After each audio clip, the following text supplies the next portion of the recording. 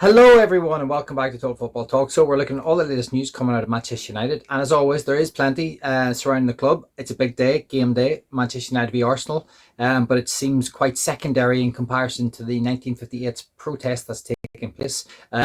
Starting from the Tollgate pub, heading down to Old Trafford between kind of 3 o'clock and 4:15. Yeah, I'm going to try and get down there myself and do a little bit of recording to see if I can get capture some of the mood and the atmosphere of what actually is taking place during the protest. So keep an eye out for that one.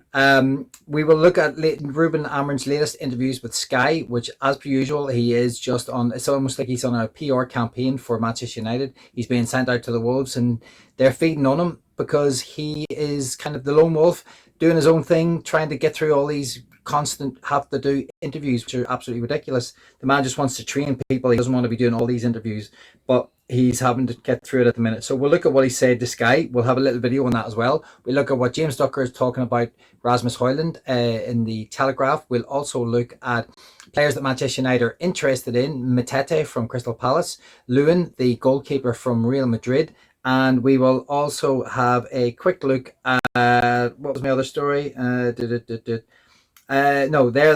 sorry, that's the top story. There was a little bit in United social media manager leaving. If I get to it, I get to it. If I don't, I don't. But let's see what Rubin Amorim had to say. So Ruben says that the scars in the Manchester United squad are deep, and for things to change quickly, are too deep for things to change quickly. So I do have a little video on this, on what Ruben kind of says beyond this, but just when he's talking about the scars, they do run deep. Many players have been through many managers, and he is desperately trying to figure out the ones that he can keep and that are maybe less scarred than others, and ones that he maybe needs to move on. But ultimately, it comes down to he needs fresh players. He needs to freshen up the squad completely, and he needs to get those players who have suffered and that can't turn it around, despite the fact they're on good wages. He will see those players moved on, hopefully. But like everything, he needs time and he needs players. I don't think he's going to get the players he wants, and he's probably not going to get the time. But let's have a look at what he said in his interview, just a little from Sky here, and get your thoughts on it. To tell you the truth, I feel sometimes there is scars in our team, in our players. They are good players, but they are so deep, they are so long here that it's hard to change things in one moment. And then all the things that some players have one coach, and then comes a new coach, new hope, new momentum, and then we go to the same place. Imagine what it is this for any person in any job, but imagine this as a player with all the media and the social media. So it's really hard to turn things around just like that.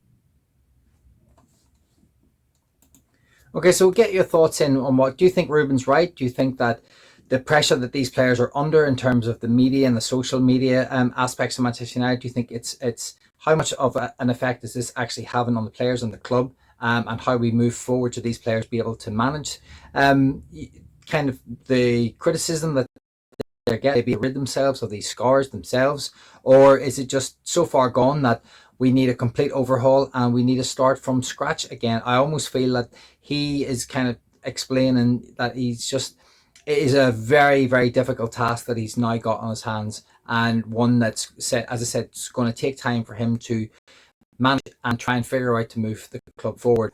But as I said, he's been left to answer all these questions. Where is Barada? Where is Wilcox? Where is Sir Jim Ratcliffe? Why are these people not coming out and also having their say and taking some of this slack and allowing Ruben to do his job rather than him be the main spokesperson for the actual team at the minute, or for the club, not just the team?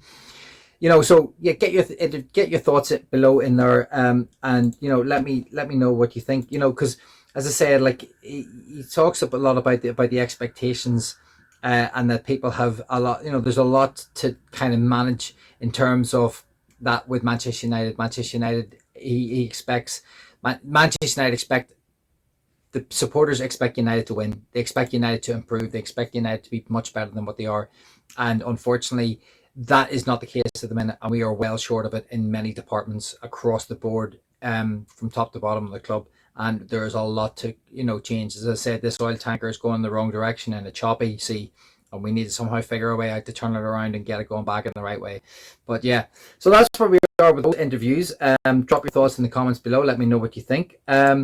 And so this is James Ducker talking about strikers, and Rasmus Højlund makes more runs into the box on average this season than Salah, Haaland, and Isaac, but gets fewer touches in it than virtually any Premier League striker. So while he is embedded in Manchester United's broken attack, plenty would struggle in a team lost in the final third. And I think, James Ducker is making very interesting facts here. Højlund's maybe making the right runs, but as we seen the other night against Sociedad, if Dallow's not putting the ball in, he ain't going to score goals. Dallow's job is to put the ball in. Højlund's job is to score the goals. It's the responsibility has got to change. Dallow's got to take the responsibility of whipping that cross in. Then it's on Højlund. It's not Dallow's job to score the goal. He has to whip it in. Højlund then has to try and take the chance. Now, whether Dallow believes that Højlund is capable of doing it is irrelevant. He's got to do his job, and his job is to get the ball into the box. Then Højlund's job is to score, and if he doesn't, then Højlund will probably have to take the criticism. But now, going forward, the wingers have got to put crosses in and supply for the striker. So I think it's interesting that he's made more runs into the boxes than any of those other three strikers because they're all prolific. Now, if he was in one of those three teams, I think he'd score a lot more goals because he would get a lot more service, and it would be beneficial to any of those teams. He would be beneficial to them. So I think service isn't it, but him also responsibility of the ball and the ball. Him, he has other things to improve on. The young kid, he's learning, unfortunately, without any help. We need to figure a way out to how to help him very, very quick, because we got him for the Europa League, for the Premier League. But yeah, so interesting one from James Tucker. Now, in talking about experienced strikers, Manchester United have apparently opened talks with Mateta from Crystal Palace with an asking price of 40 million. Now, what I'll ask you about, they say the asking price is 40 million. Who would you rather have? Mateta, who has scored goals in the Premier League, or Gyökeres from Sporting Lisbon? Which striker would suit Manchester United better? I think they both fit the system because they both play in similar systems. I think that for me, Gyökeres is younger and he's played in the Championship as well, so I think he would have a good understanding of the Premier League. I'm saying that, but I'm not entirely sure, but I believe that he's strong physically, he's quick, and he scores a lot of goals, and he's done it in Europe as well. I think Mateta has done it in the Premier League, but he is that little bit older and he's 40 million. I mean, what would you... Personally, I want an experienced striker to come in, as I said, to help us out and to get the team, in a position where they are whipping balls into the box, where it's almost like...